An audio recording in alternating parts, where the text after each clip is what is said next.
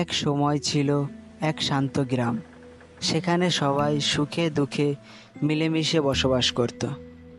কিন্তু একদিন সেই শান্ত গ্রামে এলো এক ভয়ঙ্কর লোক, যে নিজেকে বলতো তান্ত্রিক, কাল ভৈরব। এই গ্রাম অভিশপ্ত, অদ্ভুত শক্তির ছায়া ঘিরে ফেলেছে চারপাশ। আমি না থাকলে সর্বনাশ অনিবার্য। গ্রামের লোকেরা অবাক হলো, কেউ ভয় পেল, কেউ হাসলো। কিন্তু ভয় বাড়ল তখন, যখন অদ্ভুত কিছু ঘটনা ঘটতে শুরু করলো।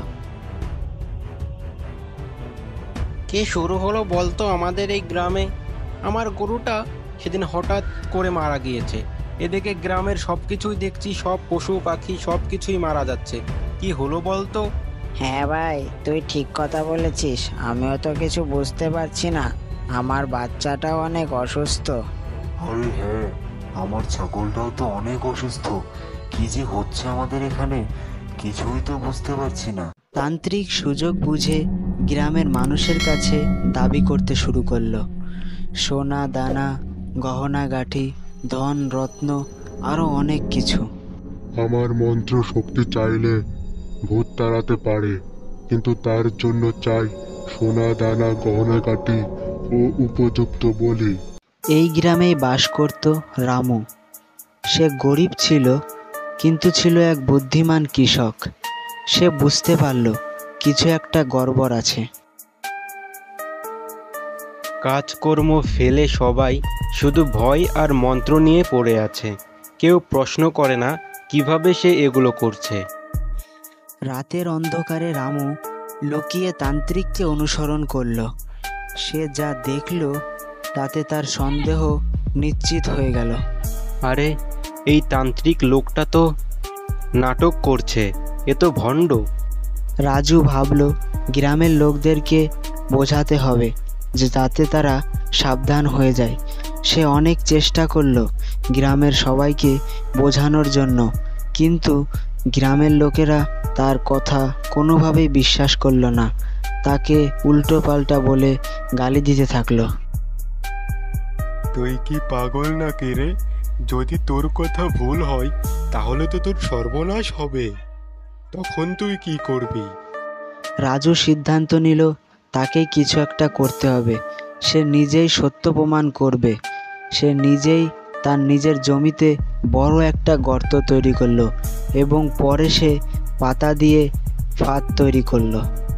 এইবার তান্ত্রিককে তার নিজের খেলাই হারাবো। হা হা হা হা হা। তারপর রামু তান্ত্রিকের কাছে যায়। তান্ত্রিক বাবা, ইদানিং আমার জমিতে ভূতের উপদ্রব অনেকটাই বেড়েছে। দয়া করে এসে আমার জমিতে মন্ত্র পড়ে ভূতগুলোকে তাড়িয়ে দিন বাবা, দয়া করুন আপনি। আমার মন্ত্রে ভূত কাঁপে। তুই নিয়ে চল আমাকে তোর জমিতে। আজকেই আমি তোর জমির সব ভূতকে তাড়িয়ে দেব। চল, আমাকে নিয়ে চল। তারপর রামু আর তান্ত্রিক তার জমিতে যায়। তান্ত্রিক আস্তে আস্তে মন্ত্র পড়তে পড়তে সামনের দিকে এগোতে থাকে। হঠাৎ করে তান্ত্রিক পা পিছলে রামুর বেছানো ফাঁদে আটকা পড়ে যায়। এই হচ্ছে ভূত তাড়ানোর শক্তি। নিজে পড়ে গেলে ভূত কিভাবে তাড়াবে?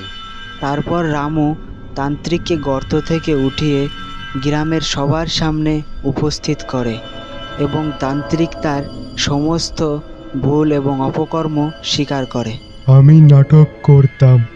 মুরগি মরা, ধোয়া, গরুর বিষ খাওয়ানো, সব কিছুই ছিল আমার সাজানো। রামু, তুই আমাদের চোখ খুলে দিয়েছিস। এই তান্ত্রিক আমাদের অনেক ক্ষতি করেছে। আমরা একে আজই গ্রাম থেকে তাড়িয়ে দেব। তারপর গ্রামের লোকজন তান্ত্রিককে তাদের গ্রাম থেকে তাড়িয়ে দিল এবং তাদের গ্রামে আবার আগের মতো সুখ ফিরে এলো। ভয় নয়, সত্য, সাহস আর বুদ্ধি আসল শক্তি। যারা মানুষ ঠকায় তারা শেষ পর্যন্ত ধরা পড়ে যায়। গল্পটি যদি আপনাদের ভালো লাগে, লাইক, কমেন্ট ও সাবস্ক্রাইব করতে ভুলবেন না।